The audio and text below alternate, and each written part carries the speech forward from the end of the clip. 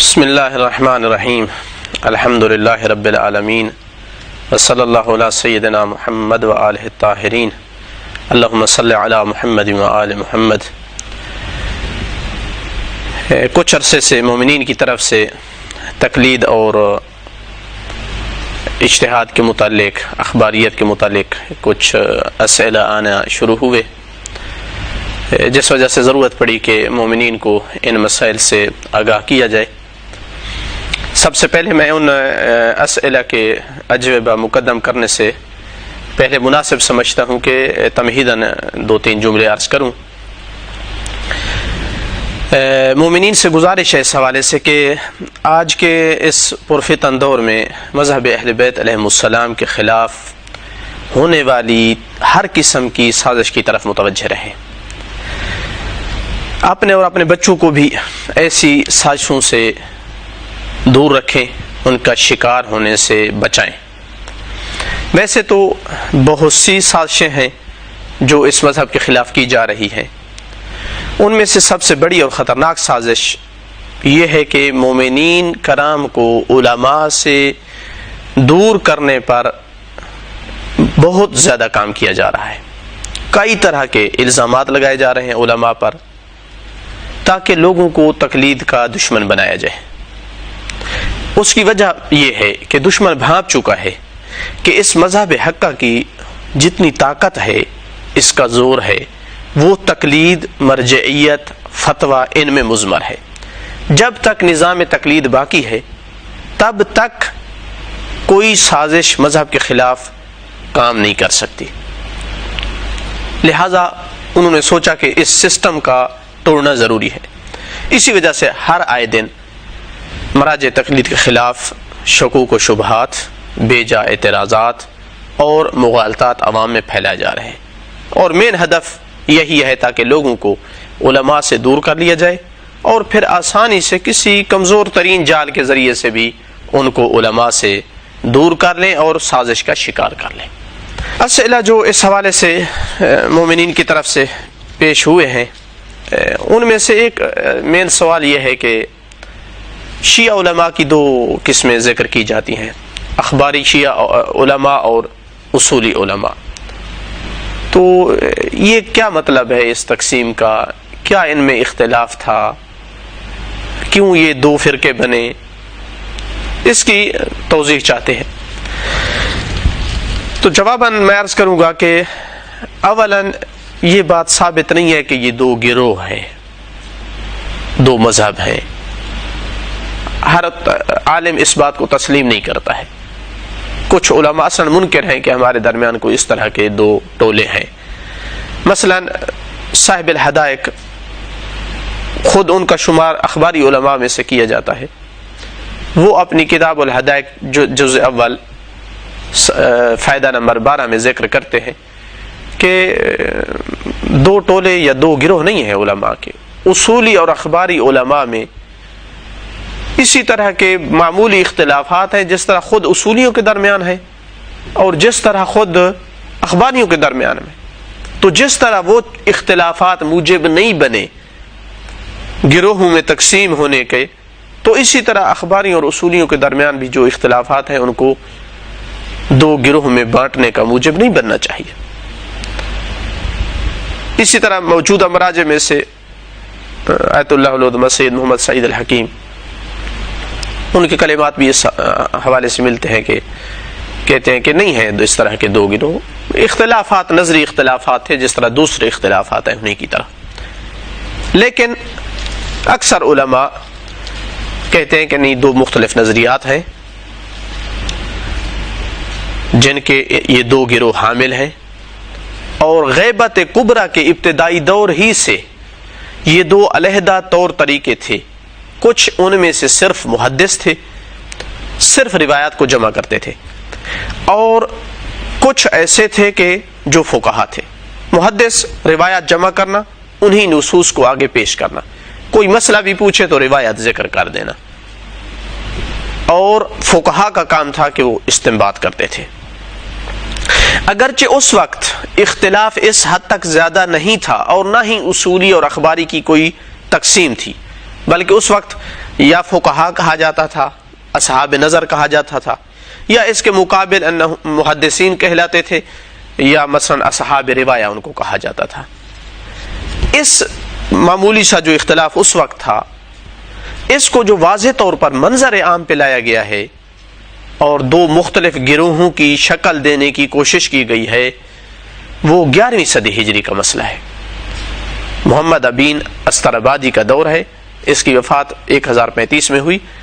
اس نے اس مسئلے کو بہت زیادہ ہوا دی اور شدید مخالفت کی اصولی علماء کی۔ ان کے بعد کئی ایک علماء نے ان کی اتباع کی اور ایک جو ہے وہ گروہ بن گیا علماء کا۔ مثلا ان میں سے سید نعمت اللہ جزائری ہے، محمد تقی مجلسی ہے، فید الکاشانی ہے، شیخ اور عاملی صاحب الوسائل ہے۔ صاحب الحدائق کو اخباری شمار کیا جاتا ہے، وہ کہتے ہیں میں درمیان میں ہوں، نہ میں اخباری ہوں نہ اصولی ہوں، کیونکہ وہ کہتے ہیں پہلے میں اخباری تھا، پھر اصولیوں سے میری بحث ہوئی تو پتہ چلا کہ وزن میں کم نہیں ہے یہ لوگ بھی، تو میں نے سمجھا کہ یہ اختلاف نہیں ہونا چاہیے، اس کو دفن کر دینا چاہیے۔ تو انہوں نے مصالحت کی کوشش کی ہے کہ یہ دو گروہ نہیں ہونے چاہیے۔ تو 11ویں صدی ہجری میں منظر عام پہ آیا یہ اختلاف اس صورت میں کہ ایک گروہ ہمارا اخباری ہے، ایک اصولی ہے، اور شدت کے ساتھ۔ اس کے مقابل جو اصحاب استنباط تھے اور اصولی مجتہد تھے، کہ جو ابی عقیل نعمانی، ابن جنید، شیخ مفید سے گزرتے ہوئے سید مرتضی، شیخ طوسی علیہ رحمہ، ابن ادریس ہلی، گزرتے گزرتے ہر دور میں مثلا وہ مرجع رہا ہے اپنے دور کا، محقق ہلی، اس کے بعد علامہ ہلی، محقق کرکی، شہیدین، شہید اول شہید ثانی، صاحب المعالم، اس کے بعد مقدس اردبیلی، اس کے بعد محمد باقر مجلسی علیہ رحمہ۔ یہ ایک دور چلا ہے۔ جب نوبت آئی شیخ وحید بہبہانی کی، صاحب ہدایت کے یہ معاصر تھے، تو انہوں نے تقریباً اخباریت کا جنازہ اٹھا لیا۔ اتنی بحثیں کی صاحب ہدایت کے ساتھ، کربلا میں ہوتے تھے دونوں، جتنے بڑے نامور شاگرد تھے صاحب ہدایت کے چھوڑ کر شیخ وحید بہبہانی کی بحث میں آ گئے۔ اب کوئی آگے اخباری نسل چلانے والا مین بندہ کوئی بچہ ہی نہیں تھا، جس وجہ سے اس کے بعد جب صاحب ریاض آئے اور صاحب جواہر اور شیخ انصاری، تو اصلاً کوئی مد مقابل ہی نہیں تھا اخباری، اصلاً صاحب کفایہ، اور آج مثلاً حوزات میں ڈھونڈنے میں کوئی نہیں ملتا ہے اخباری۔ تو یہ تقریباً 200 سال کا پیریڈ ہے جس میں اخباریت ابھری تھی۔ اب اس کے اسباب کیا تھے، مختلف وجوہات ہیں، اس میں نہیں جانا چاہوں گا، کہ جو بعد میں آ کر کے ختم ہو گئی۔ مین اختلافات جو ان میں ہیں، ویسے تو کئی ایک اختلافات ذکر کیے جاتے ہیں چھوٹے چھوٹے مسئلے میں بھی، جس طرح کہ آج کے فقہا کے درمیان مثلا مسائل میں اختلاف ہے، تو بعض نے ہر طرح کے چھوٹے سے بڑے مسئلے میں جہاں اختلاف ہے کہا کہ یہ اخباریوں اور اصولیوں میں اختلاف ہے، حالانکہ خود اسی مسئلے میں اصولیوں میں بھی آپس میں اختلاف موجود ہے، اسی مسئلے میں اخباریوں میں بھی اختلاف موجود ہے۔ کئی ایک اخباری اصولیوں کی رائے پر ہیں اور کئی ایک اصولی اور مسائل میں اخباریوں کی رائے پر ہیں، تو لہٰذا وہ فروعی مسائل ہیں، اس قابل نہیں ہے کہ ان کو کہا جائے کہ یہ اساسی اختلافات تھے۔ 4 یا 5 اختلافی مسائل تھے، صاحب ہدایت نے بھی وہی لکھے ہیں کہ یہ مین مسئلے ہیں کہ جو اختلاف رکھتے تھے۔ مثلا ان میں سے ایک یہ تھا کہ اخباری علماء عقل کی حجیت کے قائل نہیں تھے، اسی طرح اجماع کی حجیت کے بھی منکر تھے، کہ نہ عقل حجت ہے نہ اجماع حجت ہے، جبکہ اس کے مقابل اصولی علماء کہتے تھے کہ عقل رسول باطنی ہے، جس چیز کو عقل یقینی طور پر درک کر لے وہ حجت ہے، عقل سے نہ لے تو اصلا نبوت ثابت نہیں ہوتی، امام کی امامت ثابت نہیں ہوتی، اللہ کا وجود ثابت نہیں ہوتا۔ تو اصل عقل ہے، جہاں عقل قطعی ہو جائے، یقینی حکم لگا دے، اللہ کی جانب سے حجت ہے، رسول باطنی ہے۔ مثال ایک عرض کروں تاکہ مومنین کو سمجھ آ جائے کہ اگر روزہ مثلا موقوف ہو جائے سحری کھانے پر، کہ میں اگر سحری کھاؤں تو روزہ رکھ سکتا ہوں، سحری نہ کھاؤں تو روزہ نہیں رکھ سکتا، اب روایات کی طرف رجوع کیا تو زیادہ سے زیادہ استحباب ملا ہے سحری پر. کیا جائز ہے بندے کے لیے سحری نہ کھائے اور بعد میں مجبور ہو جائے، مضطر ہو جائے روزہ توڑنے پر، یا نہیں؟ یہاں عقل کہتی ہے کہ اللہ نے روزہ تم پہ واجب کیا ہے، اور چونکہ وہ روزہ تم ادا نہیں کر سکتے ہو جب تک کہ تم سحری نہ کھاؤ، عقل کہتی ہے کہ تم پر سحری کھانا اسی طرح واجب ہو چکا ہے جیسے روزہ رکھنا ہے. کیونکہ واجب جس چیز پر موقوف ہو جائے، واجب کی ادائیگی جس چیز پر موقوف ہو جائے، عقل کہتی ہے اس کا انجام دینا واجب ہے تاکہ تو اپنے واجب سے ذمہ بری ہو سکے. تو یہ عقلی حکم ہے. اصولی کہتے ہیں کہ اس طرح کا عقلی حکم حجت ہے. اخباری کہتے تھے کہ نہیں، حجت صرف احادیث ہے، مثلا عقل اور اجماع یہ حجت نہیں رکھتے ہیں. دوسرا اختلاف ان میں یہ تھا کہ اخباری کہتے تھے کہ قرآن مجید کے وہ معانی جو علماء کے لیے ظاہر ہوتے ہیں وہ فی نفس ہی حجت نہیں ہے ہم پر، ان سے حکم ثابت نہیں ہوتا جب تک کہ ان کی تائید میں کوئی روایات نہ ہے. محتاج ہیں ہم، انتظار کریں، کوئی حدیث ملے گی تائید کرے گی آیت کی تو ہم اس کو عمل میں لائیں گے.